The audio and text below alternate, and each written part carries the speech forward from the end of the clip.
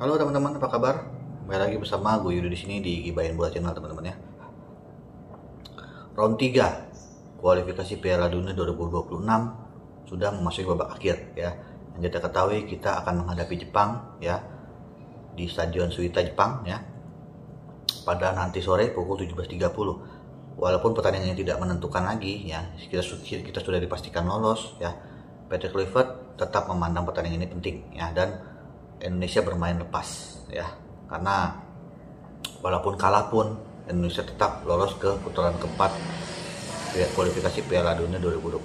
Tetapi Patrick Kluivert melihat pertandingan ini untuk ya mengasah mental pemain Indonesia melawan timnas kelas Jepang, dan juga ingin menaiki peringkat ya kita di 116 menjadi 110 atau 112 ya, dan mencapai target itu 100 besar ya teman-teman.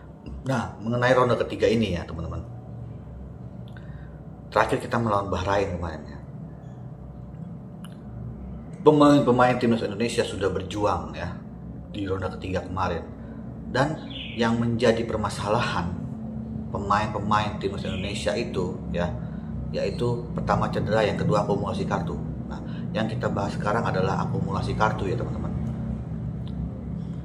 Kemarin ya Martin Paes dan Marcelino tidak bisa bermain melawan Cina dikarenakan akumulasi kartu ya.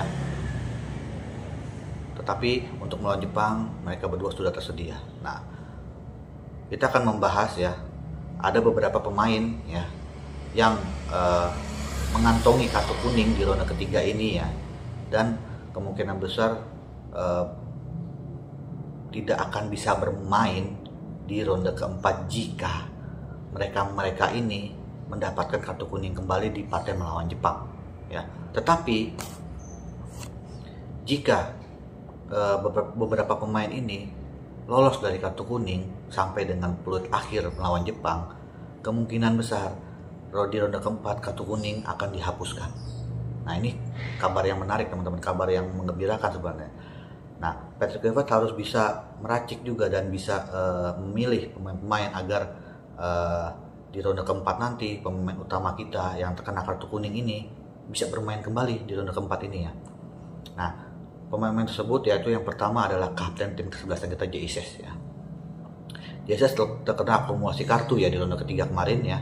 Jadi Jesus harus hati-hati ya di pertandingan Jepang ini, karena sekali dia kartu kuning otomatis di ronde keempat dia tidak bermain ya.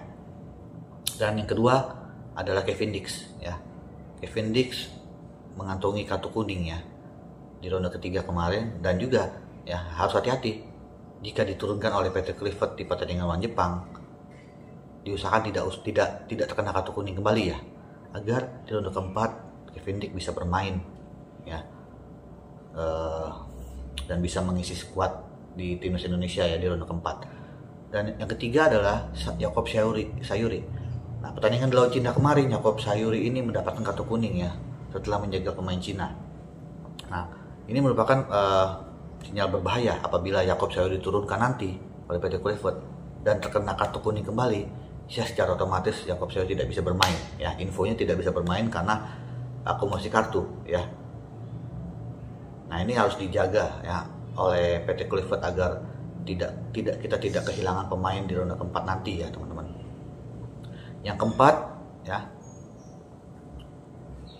adalah Kevin Verdong teman-teman. Nah, wow, ini pemain kesukaan gue ini ya, naga badak ini ya. Sayang sekali kalau misalkan Kevin Verdong ini terkena kartu kuning kembali melawan Jepang, otomatis dia tidak bisa bermain di ronde keempat. Sangat sayangan, karena Kevin Verdong menjadi andalan kita di bek kiri ya teman-teman. Kekuatan dia ya, agresivitas dia ya, fisik dia dibutuhkan oleh timnas Indonesia, apalagi di ronde keempat besok ini ya. Tim-tim sangat kuat sekali dari Timur Tengah ya. Target kita adalah menjadi juara grup agar kita bisa lolos ke putaran final Piala Dunia 2026 di Amerika, Meksiko, dan Kanada teman-teman. Dan Kevin harus hati-hati ya apabila diturunkan oleh PK ya, juga jangan sampai terkena kartu kuning kembali, karena dia sinyal tidak bisa bermain di ronde keempat ya teman-teman ya.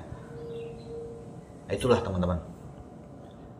Jadi selain cedera, kartu kuning itu menjadi hambatan pemain ya dalam membela suatu negara, terutama timnas Indonesia, teman-teman. Karena ya bisa dibilang kartu kuning ini adalah merupakan bentuk apresiasi dan juga bentuk perjuangan pemain ya untuk mau mendapatkan hasil yang maksimal. Ya, sepak bola itu tidak ada kartu kuning, tidak ada kartu merah, kayaknya tidak lengkap ya. Karena ada wasit pasti ada kartu kuning atau kartu merah. Nah, bagaimana pemain-pemain tersebut ya bisa mengantisipasi agar tidak mendapatkan kartu kuning banyak di setiap pertandingan. Nah, itulah yang harus dijaga oleh pemain selain cedera ya, teman-teman. Karena di ronde keempat ini kita sudah tidak bisa lagi main-main dan kita harus menyiapkan skuad yang terbaik di ronde keempat nanti. Karena menatap kita untuk final semakin dekat, apalagi kita bisa langsung juara grup ya di ronde keempat ini. Wow, secara otomatis kita bisa langsung lolos ke putaran final Piala Dunia 2026 ya.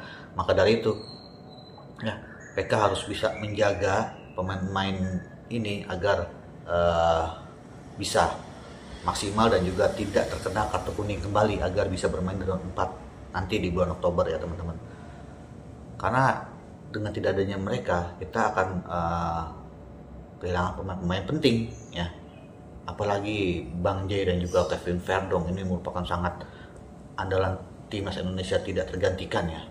Maka dari itu harus bisa menjaga ya pemain ini agar bisa tetap tampil di ronde keempat nanti ya, melawan tim-tim Timur Tengah ya, yang notabene kita juga sudah tahu ya, tuan rumah itu ada di Qatar dan juga Arab Saudi ya. Tetapi walaupun nanti diturunkan oleh BK dan terkena kartu kuning, tetap pelapis kita bisa dibilang setara lah ya. Kevin Verdong itu masih ada Dean James ataupun Sen Patinama atau Pratama Arhan ya. Dan kalau Bang Jay tidak ada Messi Hilger ya. Ya kemungkinan juga ada Jordi Amat atau mungkin ada pemain lain nanti di ronde keempat yang bisa menggantikan Bang Jay ya.